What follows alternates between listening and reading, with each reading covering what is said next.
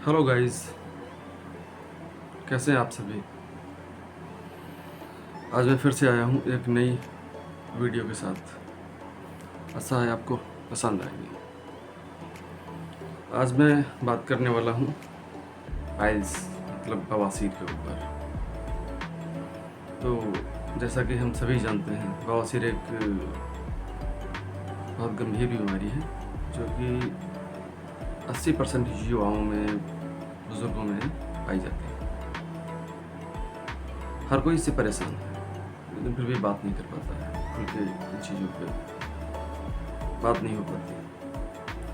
तो मैं समझता हूँ अपने वीडियो के माध्यम से उन सभी तक इसके बारे में जो जानकारी है पहुँचाने की कोशिश करता हूँ। चूँकि बवासीर ऐसी बीमारी है जिसके बारे में सभी बात नहीं कर पाते हैं और ना ही तो खुल के इलाज के बारे में पूछ पाते हैं। कुछ महिलाएं तो रिवील करने से ही डरती हैं, या कुछ बच्चे जो युवावस्था में इस बीमारी से पीड़ित हो जाते हैं, वो आपस में बात करने से कतराते हैं, डरते हैं, बताना नहीं चाहते हैं। लेकिन यही बीमारी जब गंभीर रूप ले लेती है तो इधर उधर नीम वैद्य हकीम के पास इलाज और उपचार के लिए भटकते हैं और वो उनको खूब ठगते हैं। तो इससे पहले कि ये बीमारी एक गंभीर बीमारी का रूप ले ले, इससे पहले ही हमें संभल जाना चाहिए। तो ये पाइल्स होता क्यों है, पहले इस पे बात करेंगे। पाइल्स इसलिए होता है क्योंकि आजकल जो हमारा खान पान है, तैलीय चीज़ें, फ्राइड चीज़ें, समोसा, बर्गर, पिज़्ज़ा, ये फास्ट फूड है। फास्ट फूड के रूप में हम तत्काल उपलब्ध हो गया, हमने खा लिया, तो यही पाइल्स का कारण बनते हैं। जितना आप स्पाइसी तला भुना खाते रहेंगे, आप पाइल्स को न्योता देते रहेंगे। इसलिए पाइल्स से अगर बचना है, जो उसके शिकार नहीं है, उनके लिए मेरी यही सलाह है कि वो स्पाइसी फूड और जल्दी अवेलेबल फूड, जो आप शॉप पे गए, समोसा मिल गया खा लिया, जलेबी मिल गई खा लिया, नूडल्स मिल गए खा लिए, तो इस टाइप का जो फास्ट फूड है ये कम से कम खाएं, कभी कभार खाएं, वीक में एक बार खाएं, महीने में 2 बार खाएं। तो अगर इस तरह आप खाते हैं तो आप इससे बचे रहेंगे। लेकिन अगर आप हर दूसरे दिन, हर तीसरे दिन अगर आप इसका सेवन कर रहे हैं तो पाइल्स जैसी गंभीर बीमारी से आपको कोई नहीं बचा सकता। और एक बार अगर बीमारी हो जाती है तो इससे जल्दी निदान पाना बड़ा मुश्किल हो जाता है, क्योंकि लोग इसके काज को नहीं समझते हैं, इसके कारण को समझते नहीं और इलाज करते जाते हैं और अपना खान पान सुधारते नहीं हैं। वो उनका वैसे ही चलता है, तो इलाज करने पे भी ये बीमारी नहीं जाती, क्योंकि आपने जड़ पे वार नहीं किया।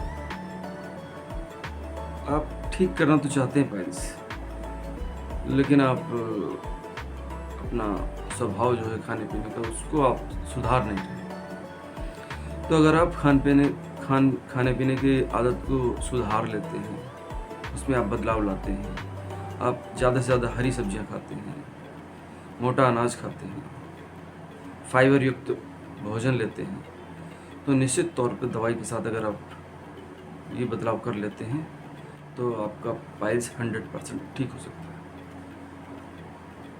लेकिन लोग ऐसा नहीं करते हैं। लोग अपना स्पाइसी फूड, फास्ट फूड खाने का चलन जो है उसमें कोई बदलाव नहीं करते, सिर्फ दवाएं ढूंढते रहते हैं। ऐसे नहीं है, सिर्फ दवाएं खाने से पाइल्स नहीं जाते। पाइल्स अगर आप अपने जीवन में, अपनी दिनचर्या में बदलाव नहीं करेंगे तो नहीं जा सकते। पाइल्स में क्या होता है, हमारा मल जो है वो साफ नहीं होता है, हमारा पेट साफ नहीं होता है। इसकी वजह से कचरा इकट्ठा होता रहता है और यही कचरा धीमे धीमे पाइल्स या अन्य बीमारियों को रूप ले लेता है। यहाँ तक कि अगर पाइल्स को समय रहते ठीक न किया जाए तो रेक्टल कैंसर तक बात पहुँच जाती है। तो इसीलिए इसको छुपाना नहीं चाहिए, जितनी जल्दी संभव हो इसका इलाज करवा लेना चाहिए, इसको हल्के में नहीं लेना चाहिए। बहुत सी मौतें हर साल इस पाइल्स के इलाज के अभाव में हो जाती हैं,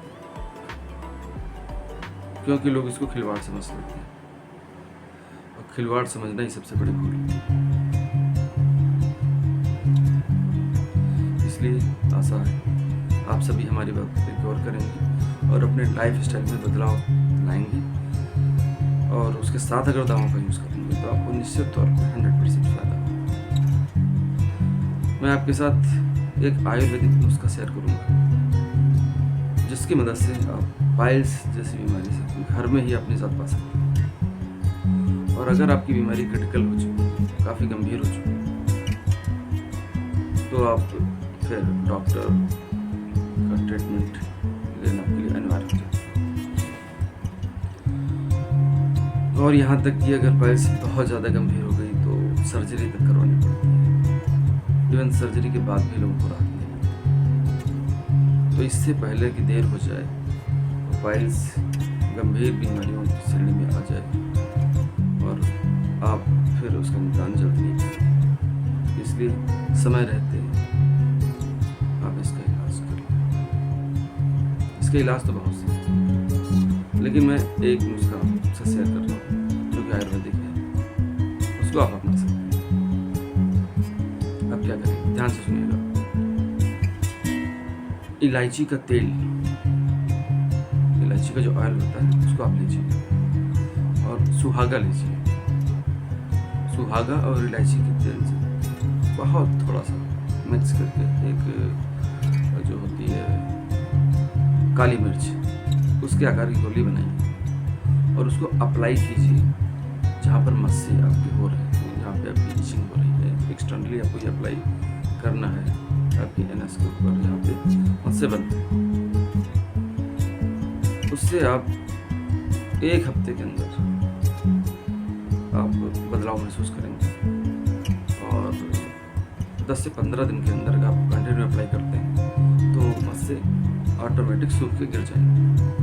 आपको कोई सर्जरी या किसी डॉक्टर की हेल्प नहीं लेनी पड़ेगी, ये ऑटोमेटिक हो जाएगा, क्योंकि ये एक आयुर्वेदिक नुस्खा है।